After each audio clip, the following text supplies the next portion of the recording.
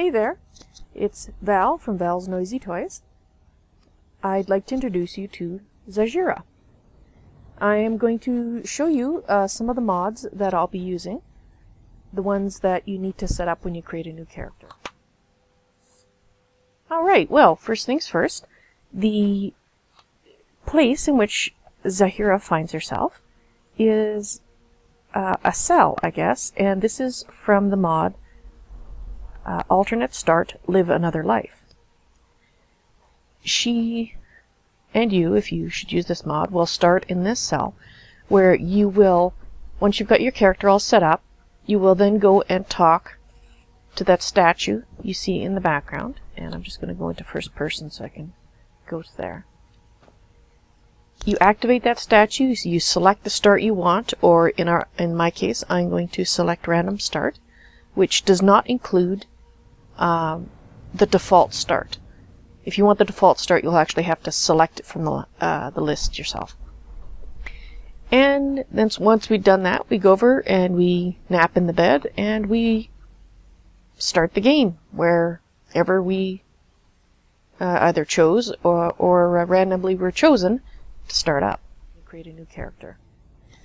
Visually, the mods that I'm using to alter the vanilla appearance, I am using for the females the diamondized UNP female body with the Safe for Work bikini main body. I normally prefer to play with the nude version of both male and female appearance mods. However, I'm aware that some people might have their children watching these videos, so I thought it would be best to go with something that covered the naughty bits of both genders.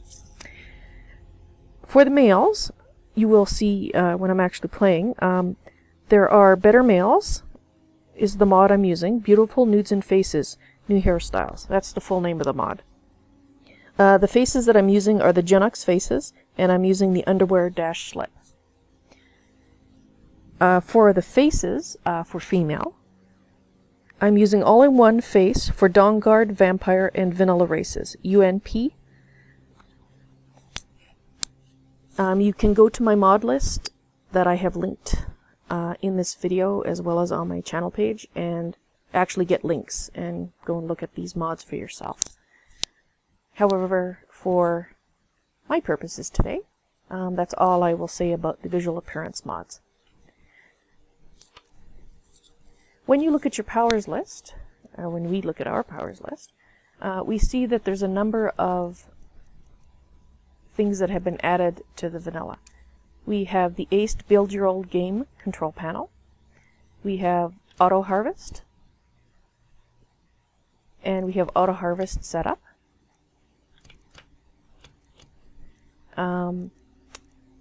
We have Imaginator Helper, which is a visual mod. And we have a few mod commands down here. I will briefly go through the list just to introduce them to you. As I said, this is the Aced Build Your Own Game control panel. I'll be using that to tweak how the game starts my character up. Auto Harvest and Auto Harvest Setup are used, obviously, with Auto Harvest. They are very useful. Especially if you get tired of clicking on things, or you have your wrist hurts and you try to limit how much stuff you have to click on. I like harvesting personally, but unfortunately my wrist does not. So this is a nice compromise. It actually gathers based on your skill level in alchemy. So the better you are in alchemy, the faster it will harvest things and the further away it will harvest them. You can tweak both settings, but again, the setting that you choose is further modified. Night Eye. I will be replacing Night Eye with a mod called Predator Vision, which I will talk about when I show you the MCM menu. Imaginator Helper. Again, it's a visual mod, and I will show you that in a little bit more detail when I set it up. Summon Tent. This is a mod that allows you to use conjuration and summon your own tent. It has a a fairly decently sized interior. It's not too outrageous. I like to use this mod because you can summon swords and you can summon critters. I don't see why you can't summon a tent. Now for my character, she is not going to be using this until around level 10, and I will have a background reason for that, as well as for this existing in the first place. Tweak commands. I have installed a follower mod called Amazing Follower Tweaks, and these are basically the commands you use to do overall functions, like having your followers all sneak, which basically makes them invisible until you do something. Summon them all to you, as well as some bug fix commands. Tweak make follower I don't personally use. Apparently you can use it on NPCs and add them to your follower list. You should check out the mod page if you want to know more details on how that works. As like I said, I don't use it myself. So I'm going to show you as I set up these two. We're going to start with the Ace Build Your Own Game control panel. Armor. The setting I like to change is the armor price penalty. So, as the description says, what it does is when you're bartering, and if you're wearing armor, you're going to get a little bit of a penalty in the prices that you get. And I like that because it encourages you to put on clothing when you're in the town, which I find cool as in a role-playing thing. Oops, I didn't mean to shut it off. Okay, magic. Due to her background, I'm actually making a couple of changes here. Oops. I am obviously current spell range. Okay, yes, here we go. I am increasing the spell range, and I'm also increasing how long the spells last. This one isn't so much because of her background, it's more because I hate having to cast these things so frequently. The range is more due to her background. So I think that's all we wanted to do with magic, yes. Skills, I'm not going to do anything to. Attributes, I am going to change her magicka. She is going to start with more magical than your vanilla character. And I am going to increase buying and selling prices. That just lets me sell some things that otherwise are always worth 0. Like some of the iron arrows and stuff. When she gets better, she's actually able to sell them for a gold piece each, which I think is kind of neat. Carry weight. I won't talk too much about that, except to say that I'm not increasing her personal carry weight. As a player, I like being able to carry a castle in my backpack. For more realistic play, I have cut that back for this Let's Play. However, as she levels up, for the first, I think it's 14 levels, I've tweaked the Elise's Uncapper settings so that she will actually gain quite a bit of carry weight the first 5 levels, and then it'll taper off until at 14. After level 14, the only time she'll get an increase in her carry weight is if I choose stamina. So that means from level 1 to 14, whether she chooses health, magicka, or stamina increase, she will get a carry weight boost. And I do that because I hate managing inventory constantly when I'm going through a dungeon. Okay, so I believe I'm finished with that one. Now, I am going to... What do you need? This is my Imaginator helper. This setting, you are seeing, not because it belongs to Imaginator, this is actually another mod that is installed as a part of Khajiit Speak. Khajiit Speak is what gives this flavor of being spoken by a Khajiit. And Khajiit Speak actually includes with it another mod called NPC Barter.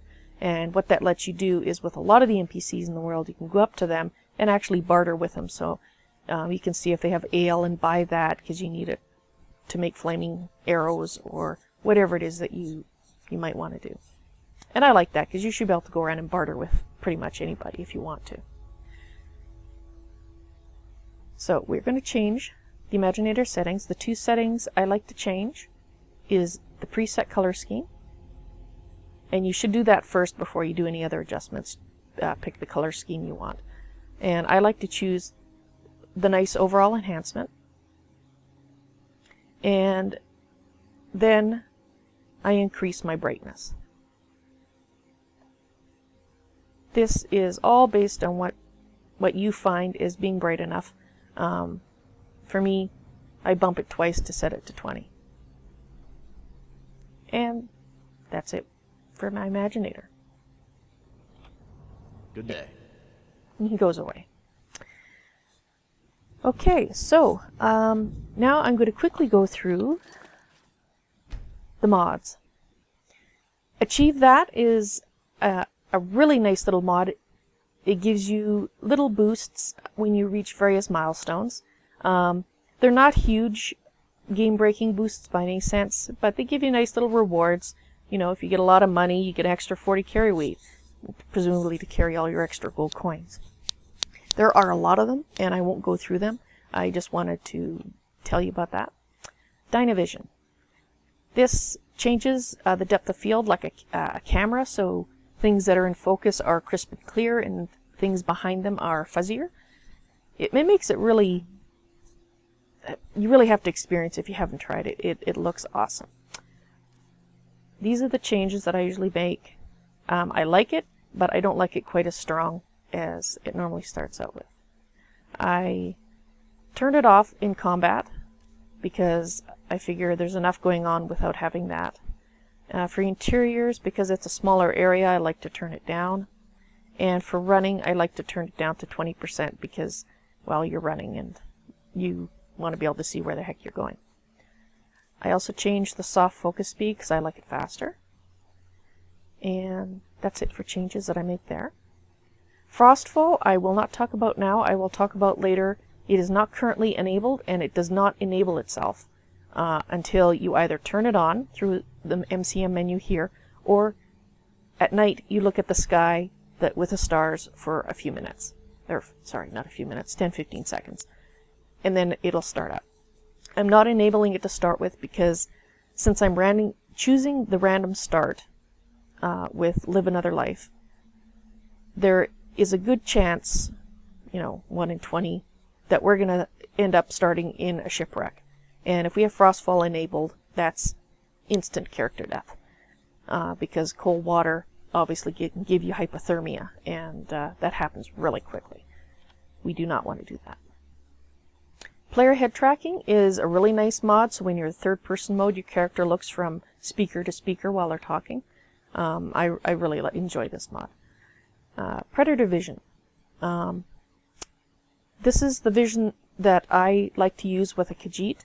I would also probably use this if I had a non-Khajiit character that was either a werewolf or a vampire, because for the werewolves and vampires, you actually get two powers. You get night vision and predator vision, which basically is a heat signature vision, so you can see where living creatures are.